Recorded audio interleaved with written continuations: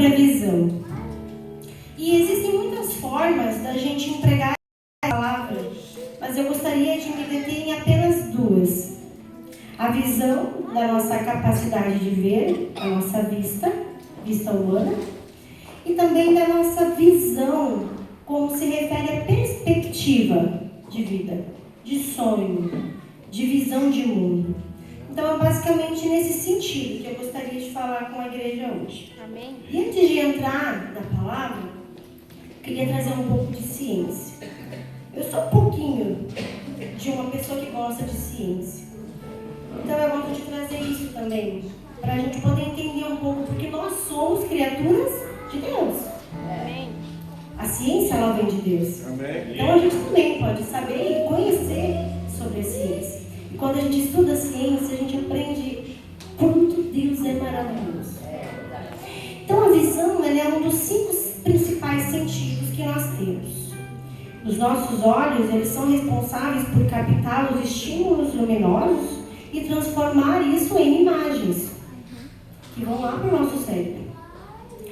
E, segundo, então, a ciência, ele é um dos sentidos mais complexos que nós temos. Ele ocupa uma parcela muito grande do nosso córtex cerebral. Para vocês terem uma ideia, a audição, ela ocupa 8%. Nosso tato também uma média de 8%. A visão, ela ocupa de 25% a 30% do nosso cérebro. Então, é um sentido muito complexo. E pegando uma fala de um oftalmologista, que ele era ateu e virou cristão, estudando essa parte da visão, ele diz que o número de células em nossa cabeça é maior que o número de estrelas no universo. Isso é grandioso? E os irmãos, então, vão compartilhar essa informação. Metade dessas células são da visão. Então, a complexidade da visão, ela é muito estrondosa e é extraordinária. Tanto que esse irmão oftalmologista, ele virou cristão porque não tinha como bater com a questão da evolução. A complexidade da visão não podia ser uma mera evolução, como dizem, né, algumas pessoas. Então, tinha que alguém fazer aquilo mesmo. É extraordinário. Então, a gente pode dizer que, segundo a ciência, a visão humana é extraordinária. Mas veja, mesmo extraordinária, ela ainda é limitada. É passível de erros. Gosto de dizer essa palavra. Você pode olhar para uma cena cheia de objetos e não perceber mudanças óbvias, o que é chamado de cegueira para mudanças. Os homens sabem bem o que é isso. O cérebro seleciona o que considera mais relevante e descarta grande parte do que nós vimos, grande parte dos detalhes. A gente vê, né, meninas? Os detalhes. O nosso campo de visão não é 360. A gente consegue ver 200 graus mais ou menos. Então a gente não consegue. Se eu me virar, eu vejo o pastor, eu vejo o Diego, mas eu não vejo os irmãos. Então, mesmo uma visão extraordinária, que ocupa de 25% a 30% do meu cérebro, ela é limitada, passível de erro. Enxergamos muitas coisas, mas prestamos atenção em apenas uma parte, que é naquilo que a gente fixa os olhos. E isso é extraordinário. Agora eu queria convidar a igreja para a gente ler Mateus 6:22. Enquanto os irmãos vão procurando, essa palavra já foi dita aqui. E para os irmãos entenderem a minha insegurança em falar a palavra, eu já vou buscando de Deus quando eu recebo. Ó, tu vai pegar no dia tal. Aí já tá eu 2, 3 meses estudando. E durante esses estudos, pessoas já falaram que eu vou falar hoje. Isso é grandioso. Isso é bom, isso me conforta. Deus quer falar conosco hoje. Então, em Mateus 6:22 diz assim: a candeia do corpo são os olhos. De sorte, se os teus olhos forem bons, todo o teu corpo terá luz. Agora o versículo 23. Se, porém, os teus olhos forem maus, todo o teu corpo será tenebroso, ou escuro, ou na escuridão. Os irmãos podem se sentar, né? Então, nessa palavra, nós podemos já ter uma ideia de que os olhos possuem uma responsabilidade. E é uma responsabilidade muito grande, que é de iluminar ou não o nosso corpo. É iluminar ou não. Então, existe essa possibilidade. A forma com que a gente vê uma coisa determina como a gente vive também. Isso é interessante. E desmiuçando um pouquinho a palavra, porque, irmãos, isso é uma coisa que eu tenho aprendido. Quando a gente lê a palavra de Deus, a gente não pode simplesmente ler e achar que a gente já entendeu tudo. Não, a gente precisa desmiuçar. A gente precisa entender o público, a forma com que Deus queria dizer, usar as parábolas e tentar entender um pouco mais, porque é isso que vai nos fazer gravar aquela palavra. Então, desmiuçando um pouquinho mais a palavra, a gente pode entender que o que há dentro de nós é o que define a forma com que nós julgamos as coisas que nós vemos. Então, vamos pensar um pouquinho como a candeia funciona. Eu até queria trazer uma imagem, mas aí, né, não consigo. Mas digamos assim, pensem, se os irmãos tiverem celular, vocês podem procurar o que é uma candeia. O celular nos ajuda nisso. Então, a candeia, ela é tipo um reservatório de barro antigo. Podia talvez usar um outro tipo de material, mas o que eu vi na internet é uma candeia como se fosse uma vasilha de barro. E era um reservatório que tinha que ter um azeite. Naquela época se usava mais o azeite de oliva. Olha só que luxo, né? E um pavio ficava parcialmente mergulhado nesse azeite. A chama queimava o azeite que subia pelo pavio e iluminava. E ficava lá na pontinha. Tanto que Deus usa também, né, que a candeia ela tinha que ficar em lugar alto para iluminar. Era o que se usava antigamente para iluminar o ambiente. Então prestem atenção, olha só como Deus é maravilhoso. Sem o azeite a chama se apaga. Vocês têm uma ideia do que esse azeite representa? Ninguém? Presença de Deus.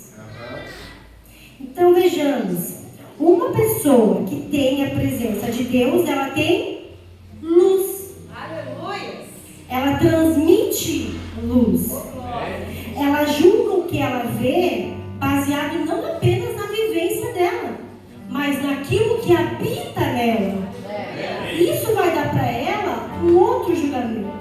Porque não é um julgamento só da Miriam, não é um julgamento só da irmã Lisandra, não é um julgamento só da irmã Ana, baseado na vivência dela, não, é baseado no que Deus tem para ela. Isso é grandioso.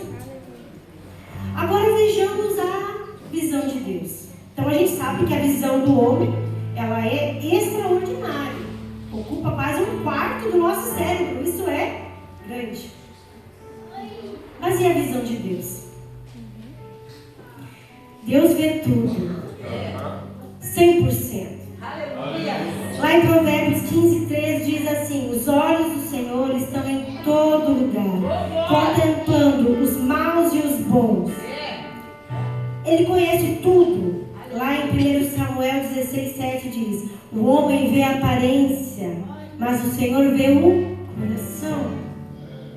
Ele vê o passado, ele vê o presente e ele vê o futuro. A visão de Deus ela é perfeita e a gente pode dizer isso. Ela é verdadeira, ela é completa. Ele não vê apenas o que nós fazemos, mas ele sabe quem nós somos.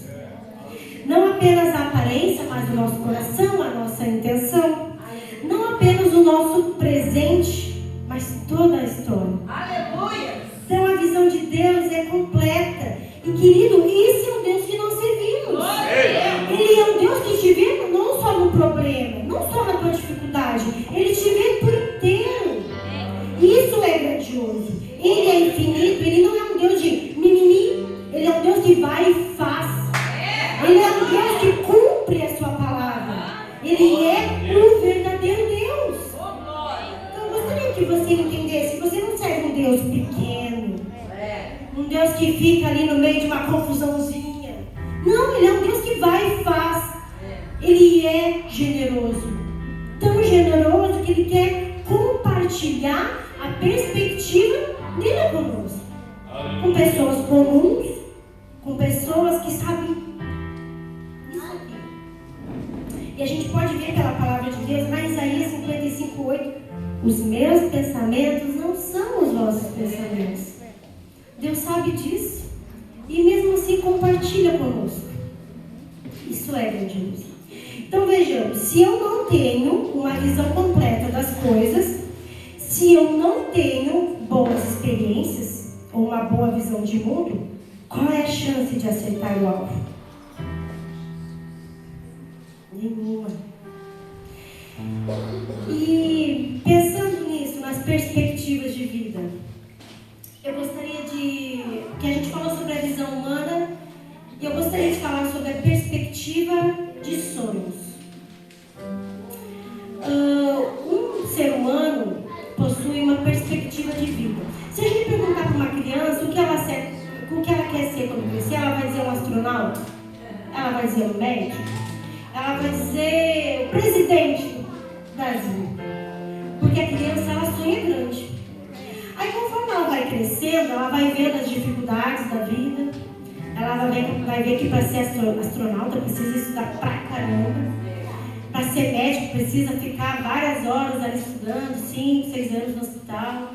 Aí começa a diminuir as perspectivas, as expectativas, os sonhos. Então, conforme o que a gente vai vivendo, a gente vai sendo modelado.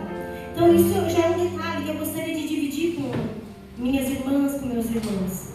A sua criança tem sonhos. As suas crianças têm expectativas, os seus jovens. Conforme o que ele vê, conforme o que ele ouve, ele vai construindo ali os seus sonhos. O que ele está vendo? Será que a gente está permitindo que as nossas crianças sonhem grande? Será que a gente está estimulando? Não, meu filho, tu consegue, só tem que estudar mais. A minha filha, ela tem algumas limitações. E várias vezes eu digo para ela fazer na frente do espelho. Eu digo assim, filha, repete comigo. Aí ela repete. Ela repete. Posso fazer qualquer coisa. E ela sabe, se você perguntar, ela vai falar porque ela pode fazer qualquer coisa. Mas o que eu digo para ela? Só tem que estudar mais, tem que aprender mais. Talvez tenha que fazer 2, 3, 4, 5, 6, 7 vezes mais que uma outra criança normal. Mas ela vai fazer. Porque a gente tem que estimular. Se a gente não acredita nos nossos filhos, irmãos, quem é que vai acreditar? Se a gente disser que ele não pode fazer nada, ele vai acreditar que ele não pode fazer nada? Então, pai e mãe, incentive os seus filhos. Amém. Dê a ele o estímulo para sonhar. Amém. Sonhar grande. Aqui eu vejo possíveis médicos, possíveis músicos, não somente pregadores, mas por que não? Um estudante de astrologia, de astronauta, enfim, pode ser qualquer coisa. Aleluia.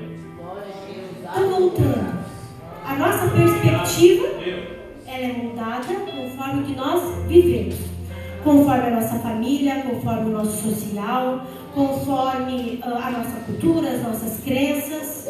Então nós somos modelados. E quando a gente pensa em modelado, a gente também pode pensar que é limitado, porque nós vivemos num mundo aqui, tem outras crianças lá na África que estão em outro mundo, lá nos Estados Unidos tem crianças que vivem em outro mundo, e cada um vai ter uma visão diferente.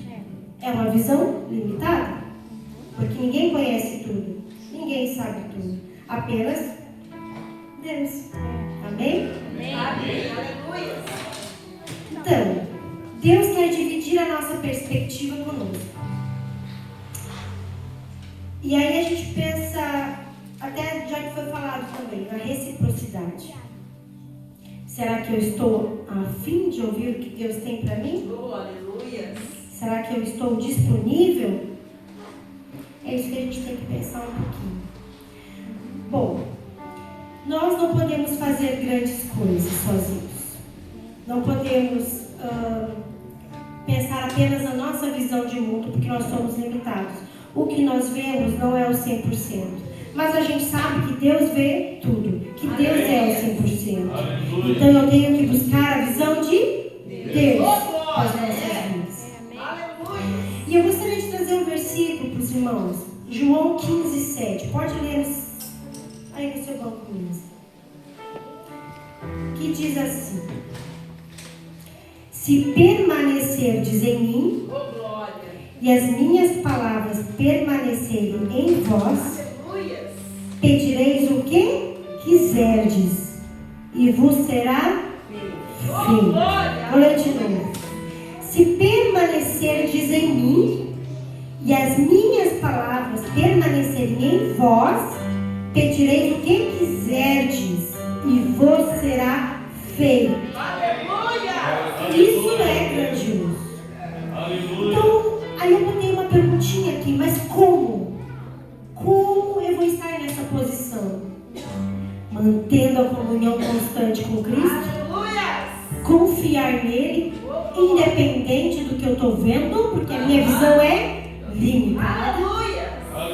Obedecer os seus mandamentos, os seus ensinamentos, lendo a palavra de Deus, deixar a sua palavra, presta atenção, irmãos, deixar que a sua palavra molde os seus pensamentos, os seus desejos e as suas decisões.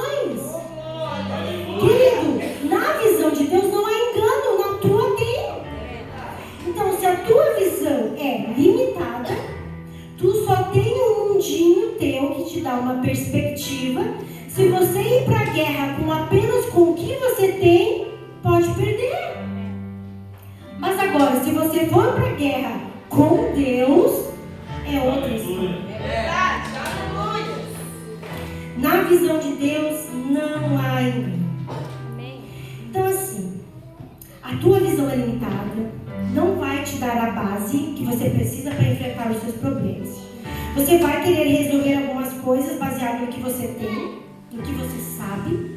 A base que você tem não é suficiente. Por mais inteligente que você seja, por mais forte que você seja, por mais capacitado cientificamente que você seja, não vai dar certo.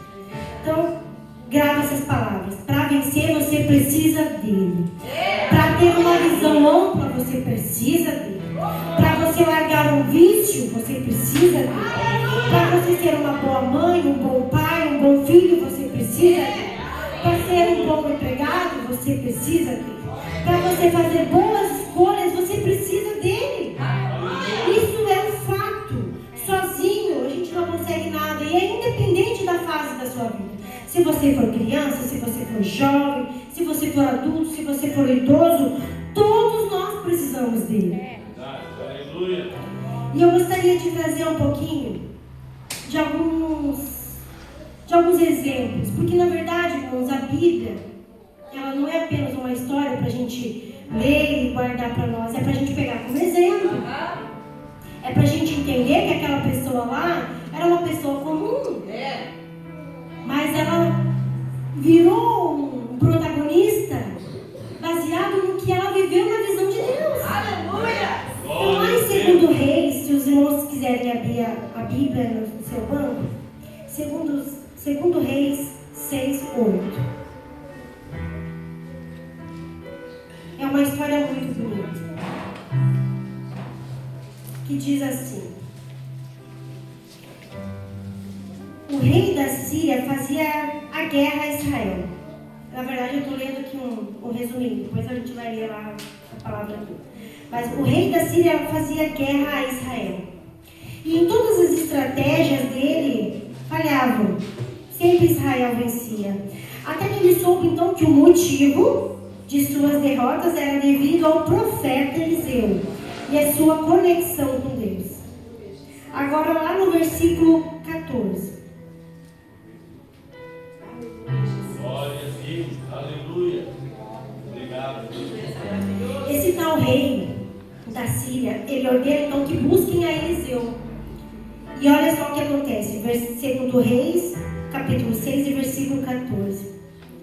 Então enviou para lá cavalos e carros e um grande exército, os quais chegaram de noite e cercaram a cidade.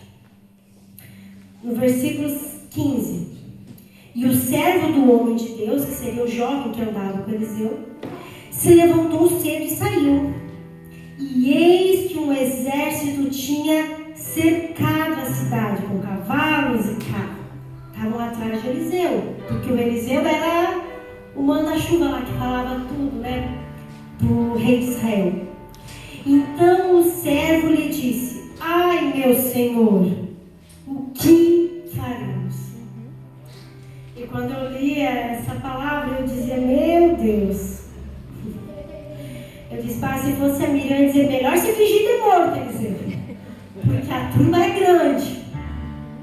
Mas olha só, não era a Miriam que estava lá, era um homem de Deus. Aleluia. Aleluia.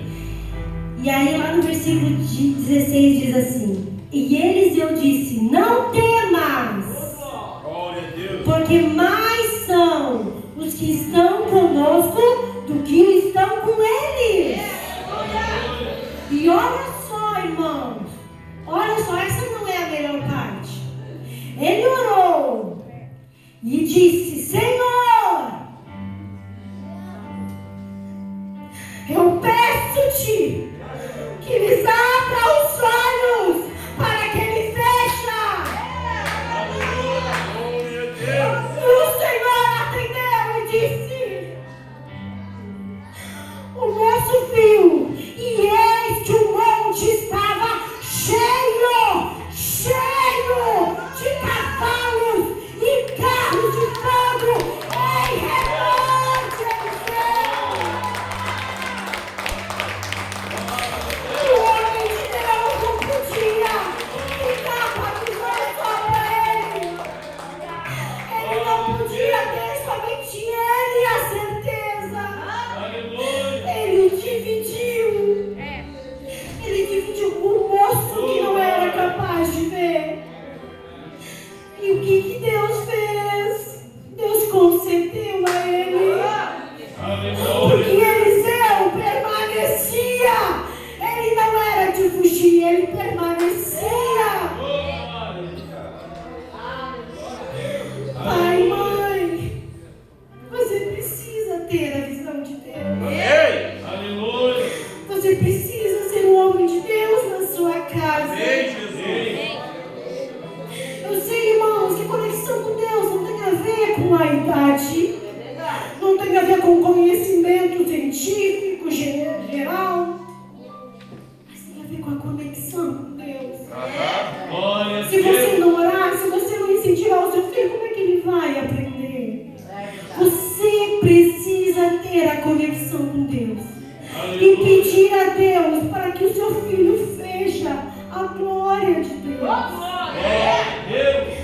Oh, se permanecerdes em mim e as minhas palavras permanecerem em vós, pedireis o que quiserdes e vos será feito. Ei, glória a Deus. Aleluia. Não foi qualquer homem que disse isso.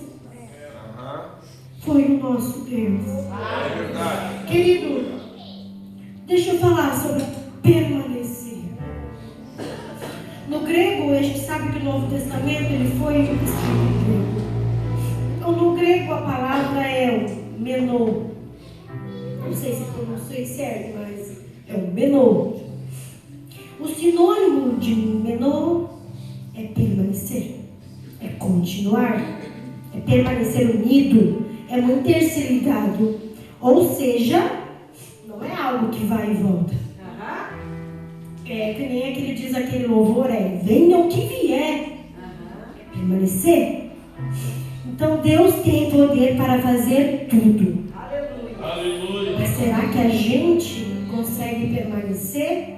Quando o barco está sacudindo lá e eu estou naufragando, será que eu permaneço?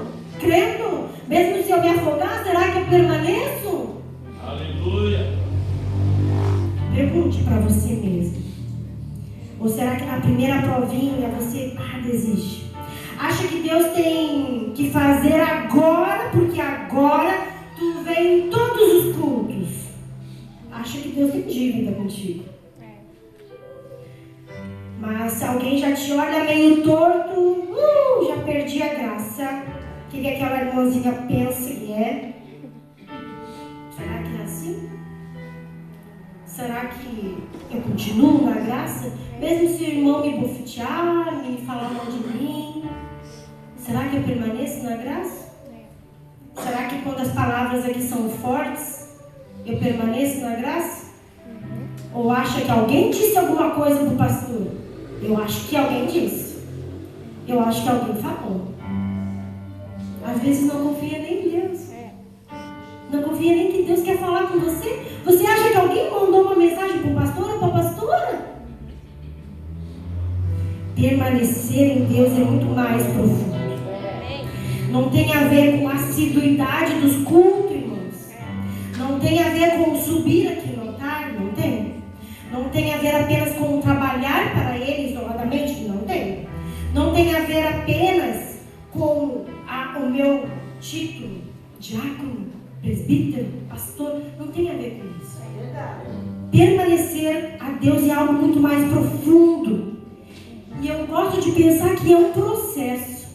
Eliseu não foi o Eliseu que a gente conhece apenas ali naquele momento do carro de fogo. Ele foi um menino. Ele foi também ajudante lá de Elias. Então, o permanecer em Deus é um processo. E nesse processo a gente apanha. É um cavar profundo, quase em busca de petróleo, porque para buscar petróleo eles têm que cavar profundo. Permanecer é um processo. Eu acredito que é chegar na plenitude da fé. Aquela fé inabalável em qualquer situação. Qualquer situação. Eu ainda estou no processo porque eu penso muito nisso. Sempre quando eu ouço falar sobre fé, eu digo que eu quero ter a fé da minha mãe. É a minha experiência, é a pessoa com que eu vejo, é a pessoa com que eu vi as coisas acontecerem. Então eu quero chegar no nível de fé dela. E é um processo. Ela também não foi essa mulher simples. Não é? Teve muitas caídas. E a gente já passou por muita coisa, vocês não sabem. Mas a gente já passou muita coisa. E a Bíblia nos dá a entender de que Deus ele quer fazer muito mais. Cada um de nós. Aleluia. Ele quer transformar as nossas vidas. Ele quer pegar aquele comum e transformar. Mas a gente tem que estar pronto para o processo. Daniel era um moço jovem quando a sua fé foi colocada à prova. Prestem atenção. Ele tinha muito conhecimento humano, porque lá Daniel fala sobre os jovens que foram levados para a Babilônia. Eles eram jovens sábios. Não eram jovens que só sabiam o ABCD. Eles sabiam tudo, muitas coisas. Pegaram os melhores e levaram. Então ele tinha muito conhecimento humano. Apesar de não ter uma vivência de mundo, de um adulto talvez, mas ele tinha Deus. Será que Daniel só frequentava o templo? Será que ele servia a Deus porque a família dele servia? A Bíblia nos mostra Daniel como um jovem de convicção. Aleluia. Um jovem que era firme na sua fé. Daniel não andava sozinho. E olha o que é glorioso, lá em Daniel 1,17. Ora, a estes 4 jovens, que seria lá o Sadraque, o Mesaque, o Abednego e o Daniel, Deus deu o conhecimento e a inteligência em todas as letras e a sabedoria. Mas veja a continuação do versículo. Mas a Daniel deu entendimento em toda a visão e sonhos.